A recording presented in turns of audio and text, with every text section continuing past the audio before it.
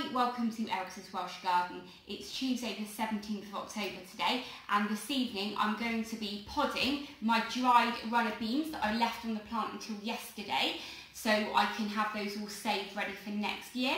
And I'm also going to be making a start on processing some apples that my neighbour gave me about a month ago. Now, I feel really guilty actually. He gave me a supermarket basket full of apples from his apple tree, and I put them in the kitchen in the basket, and I've had all intentions of processing them since he gave them to me about a month ago.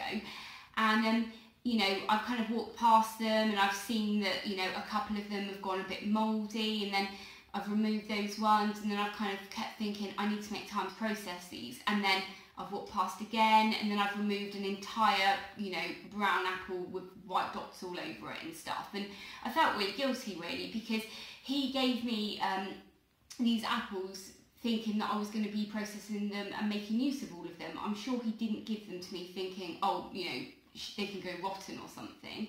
And it kind of made me think about my granny really, because my granny grew up in a, you know, a different kind of world to the one we live in today really. She was kind of taught that every bit of food you grew was sacred and you needed to kind of preserve it. And if she was still alive today, she'd probably be quite disappointed in the fact that I've let them go mouldy. And to be honest, I make chutneys and jams throughout the year, and the base of all of those are always as much apple as I have. So really, I need to make sure that I process all of this and, you know, kind of boil it down so I can put it in the freezer ready for next year or later this year when I actually start making preserves.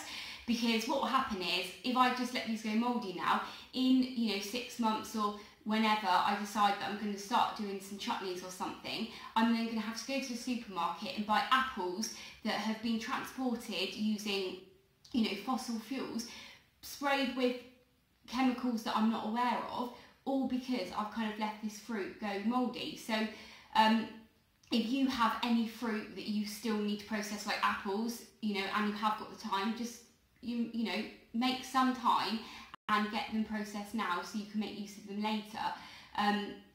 Because, you know, one of the main reasons that I do, you know, grow my own veg is to, one, save money obviously, but also it is so that I can, you know, save carbon really. But anyway, you know, I'm just going on now and you're probably not necessarily that interested really, but you know, if you agree with me, you know, please leave a comment, or, you know, tell me what you think. Are you really good at processing everything, or are you guilty of kind of letting things turn?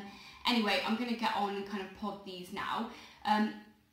Oh, can you hear that like popping sound, or like bubbling sound? I have my demijohn in here with my blackberry wine, and I also have my brewing bucket.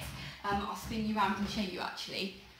I think my beer brewing video is going live later tonight actually, so I hope you all really enjoy it. But I'm just going to spin you around. I can't actually see what you can. But yeah, this is kind of my brewing area. This is the warmest room in the house. So yeah, my beer is looking really good, and I'm really, really looking forward to being able to bottle that and try it. And my blackberry wine is bubbling away nicely. I know it should be kept somewhere dark so it doesn't kind of fade too much.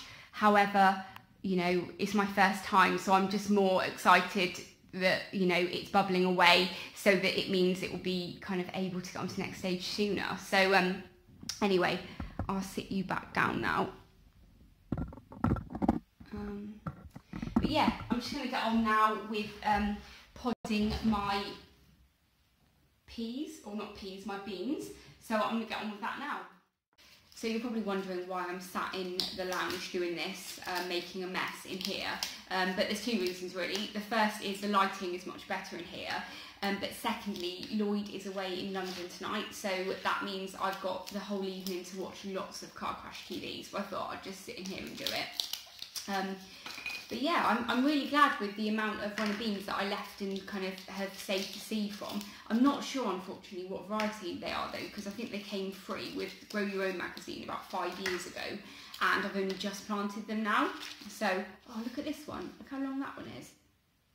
that is pretty long. Should I save the seeds from this long one separately? Will it, you know, be better, do you think? Or does it not really make a lot of difference? But yeah, so what seeds are you saving? And I mean, one thing that I want to start doing really is just becoming much better at saving seeds for as many plants as I can. Again, just to kind of reduce costs, but also kind of, you know, if and when Brexit happens, you know, getting seeds and things might be much harder. What do you think about that, really?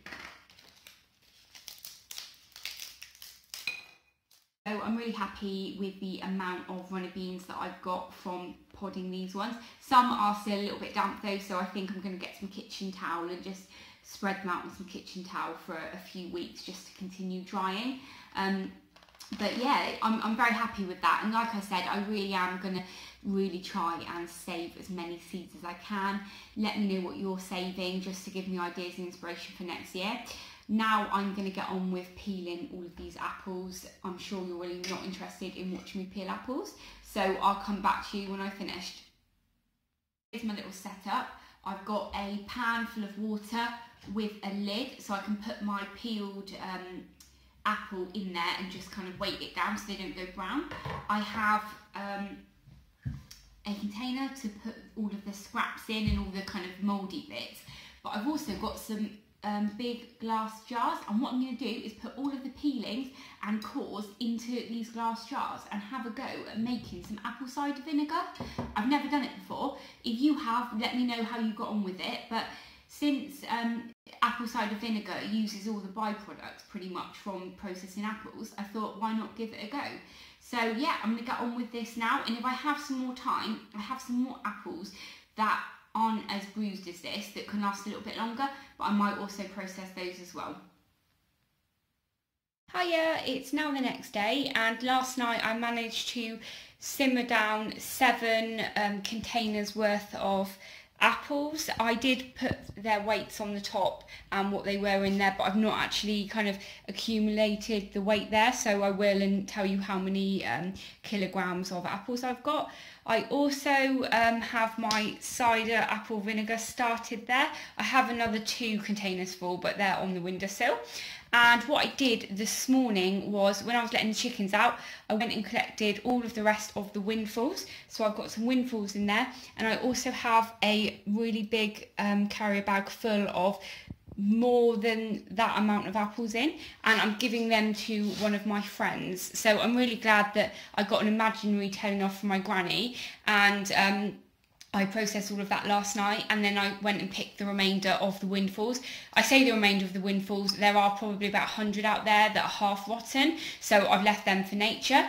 But yeah, there you go. If you have any sort of things that you need to harvest, then just kind of give it the last push now and get it harvested so you can make use of it next year or later in this year. If you're still watching, thanks very much. I hope you've enjoyed, and if you're new to my channel, don't forget to hit that subscribe button. Thanks very much for watching. Bye!